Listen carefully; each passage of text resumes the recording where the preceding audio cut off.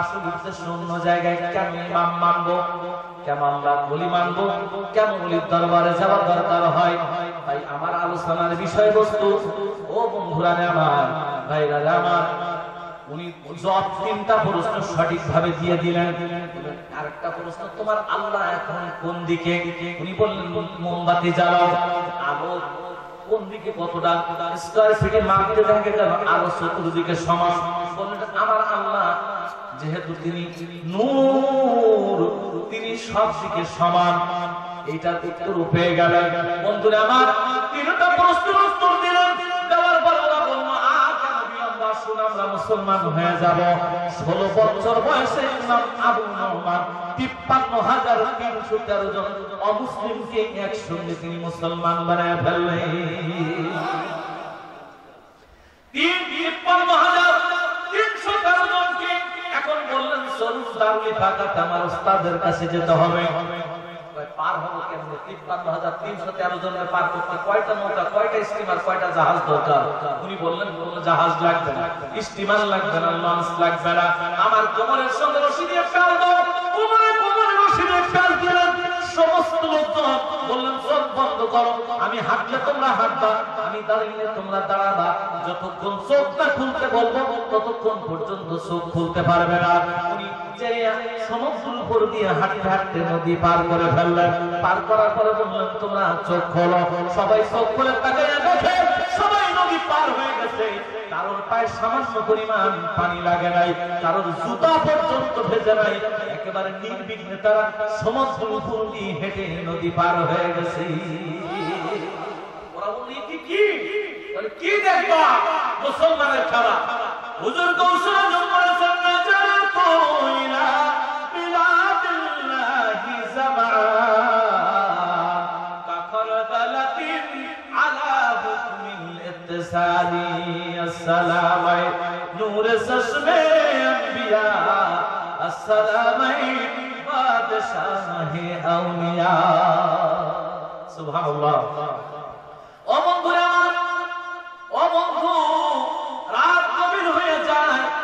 মাঝে মাঝে নাত রাসূল প্রধান বক্তা যা গাইছে অনেক দেরি হয়ে গেছে। 3-4 জনের গাওয়া একাই গাইয়া দিছে। এই জন্য আমি গাইতে চাই না।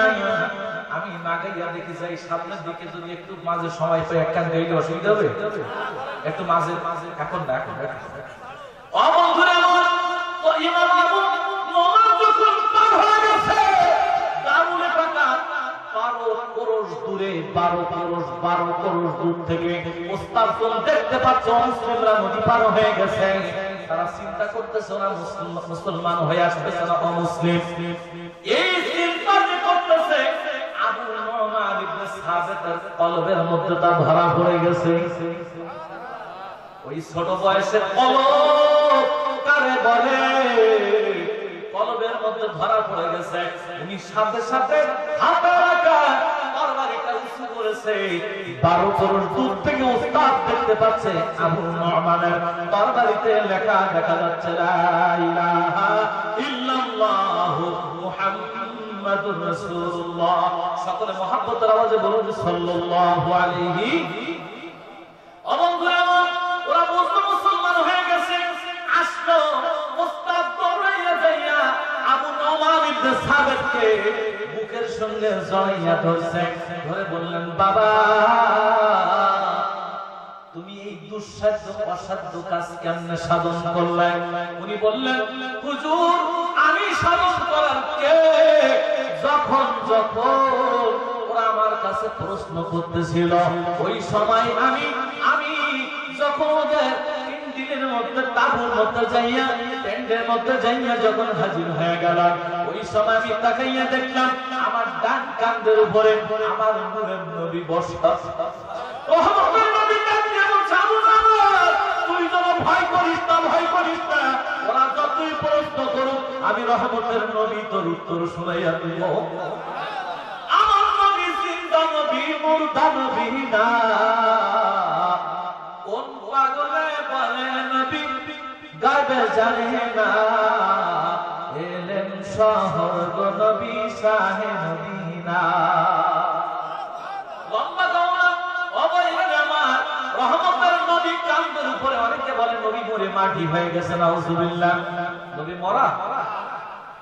কে বলেছে, কে বলেছে নবী মারা গিয়েছে?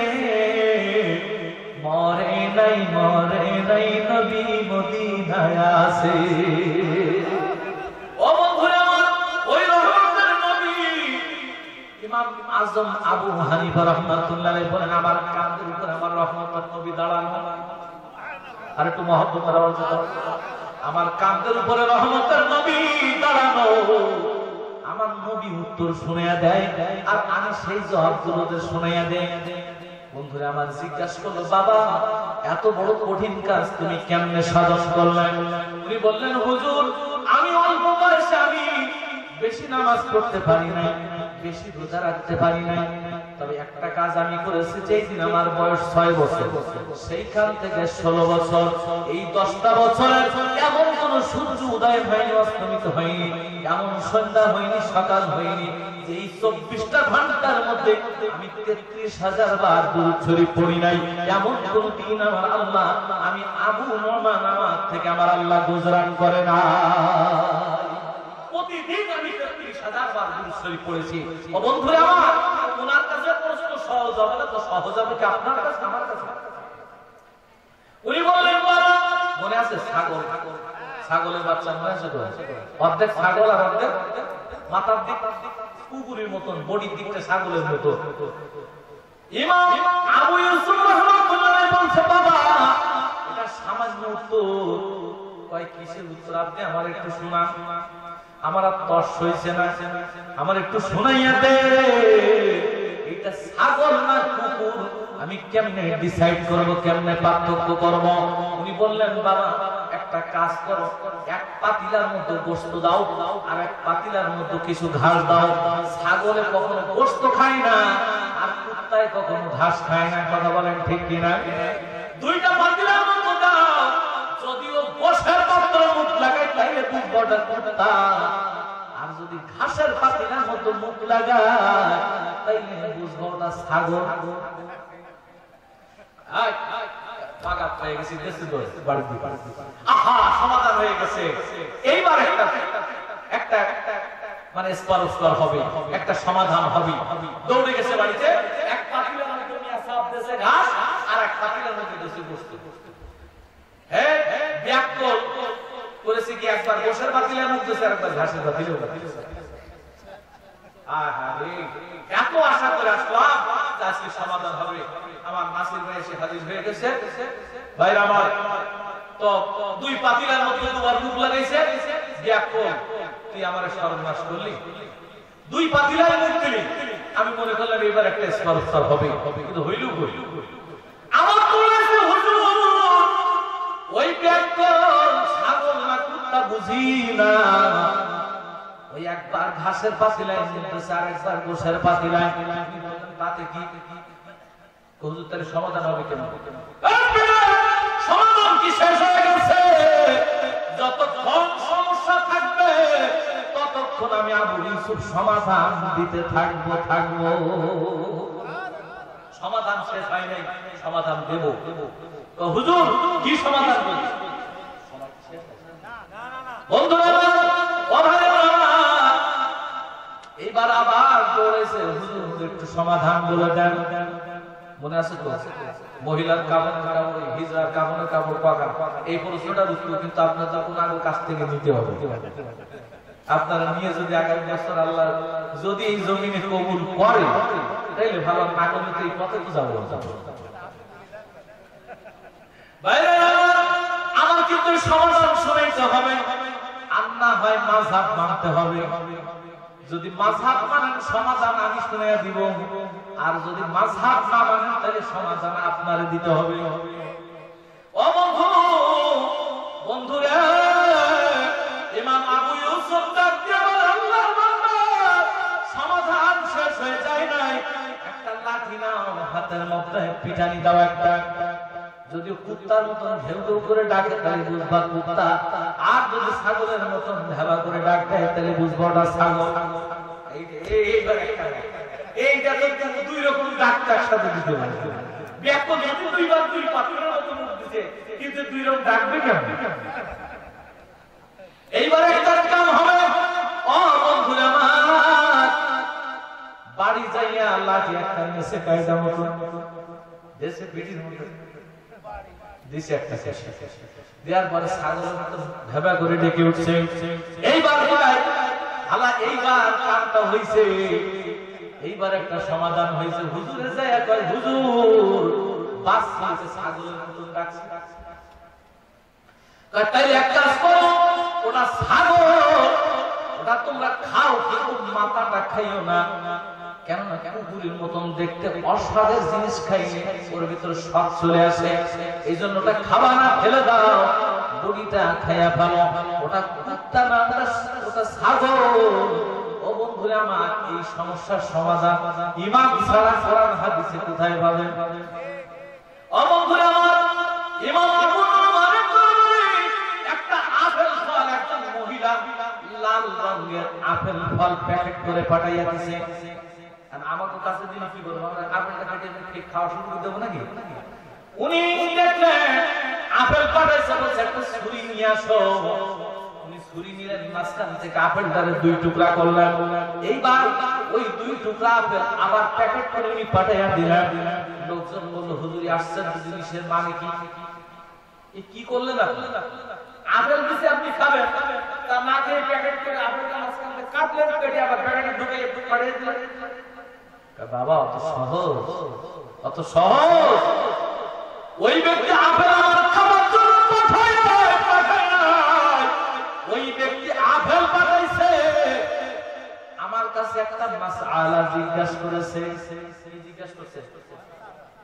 ওই হুজুর ওই মাসআলা জিজ্ঞাসা করেছে। ও কাগজ, তারপরে আপেল, কেউ প্যান্ডাটে আটা কেন না, কোনো কথাই বললো না। আপনি বলতেছেন আপনার কাছে ফতোয়া জিজ্ঞেস করি, কিরকম ফতোয়া জিজ্ঞেস করলো আপনার কাছে? উনি বললেন, বাবা বুঝবা না, মহিলা ফতোয়া জিজ্ঞাসা করেছে, আমি আবু নোমান সমাধান দিয়ে দিয়েছি। হুজুর আপনি আমার সমাধান দিলেন, তাও বাকি তো ওই যে কাটলাম কি সমাধান দিলেন? আপনারা কিছু বুঝতে পেরেছেন? ও বন্ধুরে শোনেন, মজার মজার কথা বলেন। মাঝখান থেকে আপেল কাটলেন, উনি বললেন, বাবা মহিলা প্রশ্ন জিজ্ঞাসা করেছে, আপেল যেরকম লাল মেটে কালারের, লাল কিন্তু মেটে লাল, অর্থাৎ মহিলা বুঝাইতে চাইছে এরকম রক্ত প্রত্যেক মহিলা, স্বাভাবিকা মহিলার রেহেম থেকে প্রতি মাসে মাসে নির্গত হয়। এখন আমি কোন সময় নামাজ আদায় করব? আমি মাঝখান থেকে আপেলটা কেটে দিলাম, অর্থাৎ ওর ভেতরের কালারটা যেমন ওই মহিলার যখন লাল মেটে কালার পার হয়, যখন আপেলের ভেতরের যে কালারটা ওই রকম যখন কোন স্রাব যখন তার থেকে নির্গত হবে, তখনই সেই ব্যক্তি নামাজ আদায় করবে। আমি এই সমাধানটা একটা নীরব সমাধান দিয়ে দিলাম। পারবেন বাবা? ও বন্ধুরা আমার, মাওলা আলী কারামাতুল্লাহ দরবারে যে আলী সম্পর্কে আমার রাসূল বলেছিলেন, উনি এমন একজন ব্যক্তি যিনি একজন ব্যক্তি অন্যান আল্লাহর ঘর খানায় কাবার মধ্যে জন্ম হয়েছে। ওই লোকটা হলেন হযরতে মাওলা আলী কারামাতুল্লাহ ওয়াজহাহু। ওনার জন্মটা আল্লাহর নূরের ঘর খানায় কাবার মধ্যে হয়েছে। একটা জবান বন্ধ রাখবেন না, উচ্চ আওয়াজে বলুন না ইয়া রাসূলুল্লাহ। ও বন্ধুরা, মাওলা আলী কারামাতুল্লাহ ওয়াজহাহু ওনার দরবারে তিনজন লোক এসেছে। বাবা কয়জন? ঘোড়া নিয়ে আসছে 17টা। ঘোড়া কয়টা? 17টা ঘোড়া নিয়ে এসেছে। জিজ্ঞেস করছেন, খলিফাতুল মুসলিমিন, আমিরুল মুমিনিন, এই 17টা ঘোড়া একজন বলছে আমাকে দিতে হবে অর্ধেক, আরেকজন বলছে আমাকে দিতে হবে 3 ভাগের 1 ভাগ, আরেকজন বলছে আমাকে দিতে হবে 9 ভাগের 1 ভাগ। মনে আছে কি বলছে? একজন বলছে কি অর্ধেক, অর্থাৎ 2 এর 1, আরেকজন বলছে 3 এর 1, আরেকজন বলছে 9 এর 1। কিন্তু ঘোড়া কাটা যাবে না, বা উট হোক, ঘোড়া বাদে উট বলে, উট বলি, উট নিয়ে এসেছে, উট জবেহ করা যাবে না, ভাগ করে দেওয়া যাবে না, কারো কাছ থেকে মাপ চাওয়া যাবে না, টাকার লেনদেন করা যাবে না, সবাইকে সমানভাবে ভাগ করে দিতে হবে। এখন বলেন তো এই ভাগ করা যাবে? 17 অর্ধেক করা যায়, একটা উট কাটতে কাটা যাবে না, সত্য উট কাটা যাবে না, টাকার কোনো লেনদেন করা যাবে না, মা বোঝাওয়া যাবে না কারোর কাছে। আপনার এই উট সমান ভাবে ভাগ করতে হবে। কে পারবে? এই এলাকার কত ইঞ্জিনিয়ার, কত ডাক্তার, কত কবিরাজ, কত আপনার ম্যাথমেটিক্স এর অনার্স মাস্টার থাকতে পারেন, আপনারা দেখেন তো এটা হিসাব বের করতে পারেন কি? জি ভাইরা, দরবারে যত লোক আছে সবাই অবাক হয়ে গেলেন।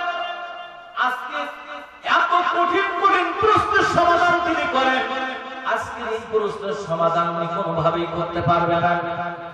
এই প্রশ্নের সমাধান করা সম্ভব না। এটা কেমনে করবে? এটা ভাগ হয় না তো জীবনে, এটা ভাগ করবেন কেমনে? খলিফাতুল মুসলিমিন কিছুক্ষণ নীরব থেকে বললেন, আমার দরবারের ভাইরা, আপনারা কি এটা ভাগ করতে পারবেন? ওনারা বললেন, না খলিফাতুল মুসলিমিন, আমিরুল মুমিনিন, এটা ভাগ করা কোনোভাবেই সম্ভব না। উনি বললেন যে আপনাদের পক্ষে সম্ভব না হইলেও আমি মাওলা আলী, আমি সমাধান করে দিতে পারি। জোরে বলেন সুবহানাল্লাহ। হুজুর কেমনে সমাধান করবেন? উনি বললেন, আসুন আমি সমাধান করি, দেখো তোমরা। বললাম, আমার গোয়াল থেকে আরেকটা উট নিয়ে আসলে কানায় বাঁধো। এখন আরেকটা উট নিয়ে আসলো, ওর সাথে বাঁধলো, তাহলে উট হইল কয়টা? 18। এইবার ভাগ দিন তো ভাগ হলো, তাই না?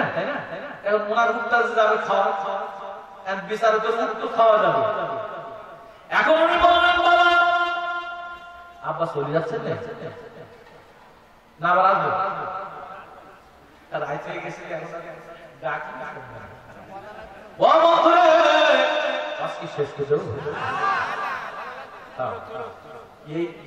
এই দরবারের মহাসত্য ঠান্ডায় আপনাদের জব্দ করতে পারে না। এরপরে বলেন এখনো চলুক, আপনাদের সাহস ভাব, আপনার তো দুর্বল লোক না দেখি। উনি বললেন, বাবা আসল প্রশ্নের সমাধান করে দে। প্রশ্নের কেমনে সমাধান করবেন? উট নিয়ে আসার একটা বাঁধো। ওনার গোয়াল থেকে একটা উট নিয়ে আসলেন, বাঁধলেন, উট হইল 18টা। এইবার একজনকে ভাগ করে দিলেন, তুমি নাও, অর্ধেক নিয়ে নাও, অর্থাৎ 18 2 দিয়ে ভাগ দিলে কত হয়? যাও তুমি 9টা নিয়ে নাও। এখন 9টা যায় যাক, কিন্তু মাওলা আলী তো চলে যাবে। এখন বন্ধুরা আমার, এবার উনি বললেন, এবার দ্বিতীয় ব্যক্তি তুমি কতটা নিবা? ভাই আমি নিব 3 ভাগের 1 ভাগ। এখন 18 3 দিয়ে ভাগ দিলে কত হয়? 6, তাই তো? ভাগ ঠিক আছে তো? 6টা বললেন, ঠিক আছে নিয়ে যাও 6টা তুমি। প্রথম জন দিলেন কয়টা? পরের জন দিলেন কয়টা? কত হইল? 2টা মিলে 15। এবার বললেন, বাবা তুমি কত নিবা? আমি 9 ভাগের 1 ভাগ। এখন 18 9 দিয়ে ভাগ দিলে কত হয়? 2টা। যাও তুমি 2টা নিয়ে যাও। এখন কয়টা হইল? এবার আমার উটটা গোয়ালে বাঁধো। একটু সুবহানাল্লাহ বলেন, আর একটু জোরে বলেন। ও বন্ধুরে, মাওলা আলী কঠিন প্রশ্নের সমাধান করতেন। বাবা আমরা জানি না ইসলাম মুসলমান, আমরা বাবা মুসলমান হয়েছে তাই আমি মুসলমান। আমরা জানি না ইসলাম কি কি জিনিস আমরা লালন করতেছি, কান্দে করে বইতেছি, জানি না। আব্বা একটু মনোযোগ দেন। 2 জন ব্যক্তি বসে রুটি ভক্ষণ করতেছে, 2 জন ব্যক্তি বসে রুটি ভক্ষণ করতেছে। একজনের রুটি হলো 5টা, আর একজনের রুটি হলো 3টা। কয়টা হলো? 8টা রুটি 2 জন রেখে বসে খাওয়া শুরু করছে। হঠাৎ করে তার পাশ দিয়ে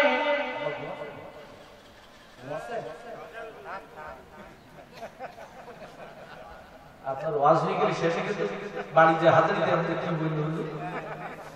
বাইরে ও বন্ধুরে,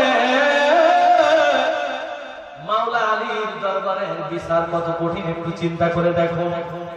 এক ব্যক্তি রুটি হলো 5টা, আর এক ব্যক্তি রুটি হলো 3টা। আমি পারতাম কোরআন হাদিস দিয়ে ওয়াজ করতে, কিন্তু এই গভীর রাত্রে ওয়াজ চলবে না। কিছুক্ষণ পর আপনারা সব চলে যাবেন, ময়দান ফাঁকা হয়ে যাবে। এজন্য আমি ওই দিকে না যাইয়া আপনাদেরকে একটু বাঁধাইয়া রাখার চেষ্টা করতেছি। ও বন্ধুরা আমার, ওনার দরবারে এই 2 জন ব্যক্তির বিচার এসে হাজির। একজন ব্যক্তি বলতেছে হুজুর আমার রুটি ছিল 5টা, আর একজন ব্যক্তি বলে আমি ছিল 3টা। পাশ দিয়ে একজন আল্লাহর বান্দা যাচ্ছিল, যাবার সময় খাইতেছে, ওদেরকে সালাম করলো, আসসালামু আলাইকুম। আচ্ছা আপনি জিজ্ঞেস করি যদি খাওয়ার সময় সালাম দেওয়া যায়, এরকম আওয়াজ করলে কি কষ্ট হবে না? এটার মধ্যে খাওয়ার সময় কি সালাম দেওয়া যায়? যায় যায়। যদি সালাম দেয় তাইলে বুঝতে হবে ওই লোকটাও আপনার কাছে খাবার চাচ্ছে। কথা বুঝতে পারছেন? যদি